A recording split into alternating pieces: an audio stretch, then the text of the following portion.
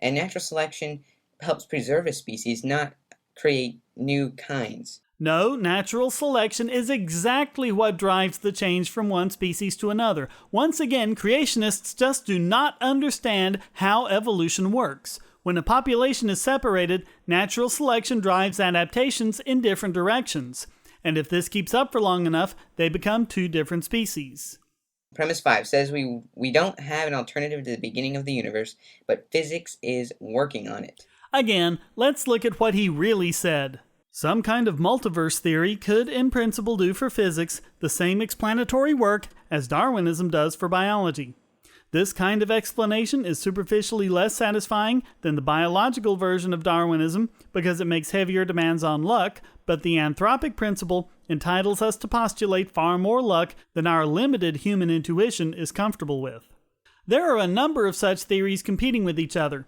I mentioned M-theory earlier. Another is loop quantum gravity, which says that the Big Bang was really a big bounce, formed when a previous universe collapsed. Another theory says that the Big Bang created a multitude of universes at the same time, each with different properties. These theories, which are not all mutually exclusive by the way, show that you can realistically have a plethora of universes, some of which are bound to be capable of supporting life.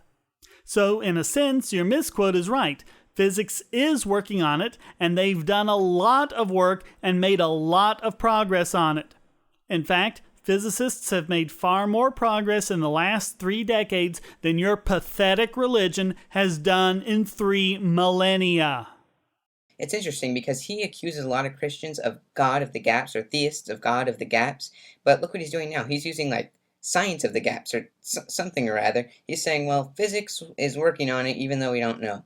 Either this guy's being completely disingenuous, or he doesn't understand what the God of the gaps is. The God of the gaps is argument from ignorance. We don't understand how something happened, therefore God must have done it. What Dawkins is saying is, we don't understand how something happened, so you have no cause for claiming your God did it. Science could very well come up with the answer, which has nothing to do with your God, and given the progress they're making on it, it looks very likely that they will have the answer sometime in the not-too-distant future. Why do you think that you get to insist that your God must exist with no evidence simply because we don't know everything about how it happened naturally? That's special pleading, and it's intellectual dishonesty. His premise 6 states, but we should maintain hope that physics will figure it out, and it will hopefully be as powerful as Darwinian evolution. Why don't you quote the rest of what he says? But even in the absence of a strongly satisfying crane to match the biological one, the relatively weak cranes we have at present are, when abetted by the anthropic principle, self-evidently better than the self-defeating skyhook hypothesis of an intelligent designer. You don't want to respond to that bit, do you? He has a lot of faith in science. No, he has a lot of trust in science, because science has proven itself well. While your religion has delivered failure after failure, such as exorcism to get rid of diseases, or articles of faith or dogma that resulted in the Yersinia pestis bacteria wiping out a third of Europe, whereas science has delivered real solutions, such as antibiotics, which will 100% cure the Yersinia pestis bacteria. In fact, today, thanks to science and the wealth of our economy, you can get prescription medicine on Walmart's $4 list that will absolutely 100% cure that which would have killed the richest person or the person of greatest religious faith less than 100 years ago. That's something you can rely on.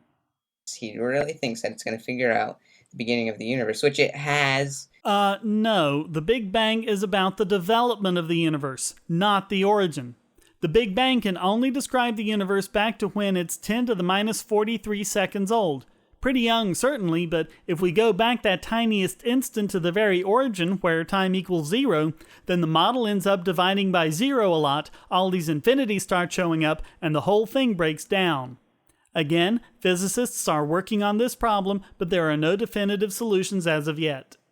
There's conclusive evidence that the universe began to exist sometime in the finite past and therefore has a beginning. But obviously, Richard Dawkins doesn't want to believe that. That is willful ignorance. You know, people keep asking me why I say all creationists are liars. Gee, maybe it's because all creationists are liars, including this guy. Look at what Dawkins has to say on page 145, a mere 12 pages before this guy starts quoting. The standard model of our universe says that time itself began in the Big Bang, along with space, some 13 billion years ago. It's in the very same chapter, and yet Pevensie15 states... Obviously, Richard Dawkins doesn't want to believe that. Either he's lying about what Dawkins said, or he's lying about having read the book. There's just no way around it. And then he concludes these 6 premises with the famous quote from his book, "Therefore we can almost certainly conclude that God does not exist." Again, let's look at the actual quote. If the argument of this chapter is accepted, the factual premise of religion, the God hypothesis, is untenable. God almost certainly does not exist. So his conclusion is based on the lack of support for the hypothesis, much as I detailed in my video, Atheism and the Null Hypothesis. Keep that in mind when you watch this next bit. Now that statement in and of itself posits a logical contradiction, because here he is in the first 6 premises just utterly denying that God exists and then saying, therefore we almost certainly know. It is really a logical contradiction.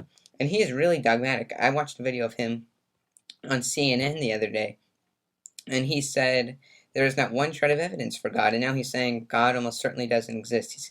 He's really contradicting himself there. No, he isn't, because he based that conclusion on the failure of the God hypothesis. As Dawkins showed, and I as well, there is not one shred of evidence for X can only logically lead to X almost certainly does not exist. See my null hypothesis video for more details. So if you're atheist and you're watching this, don't take everything I've said at face value. Make sure. Pick up the God Delusion and read pages 157 and 158. I did. In fact, I read the whole book. And that's brave words coming from someone who misquoted Dawkins with relish and lied and misled his viewers about what Dawkins was saying and what his arguments were. In fact, I sincerely doubt this Nimrod even read it himself. He's probably just regurgitating what he's read from some creationist tract or something. He didn't get a single point right. He didn't quote a single part of the book correctly. He lied about reading it, or he lied about what Dawkins said, and he hasn't in any sense behaved in a manner consistent with rational discourse. It really amazes me how much these religious nut jobs can fail, and how they seem to be blissfully unaware of that fact.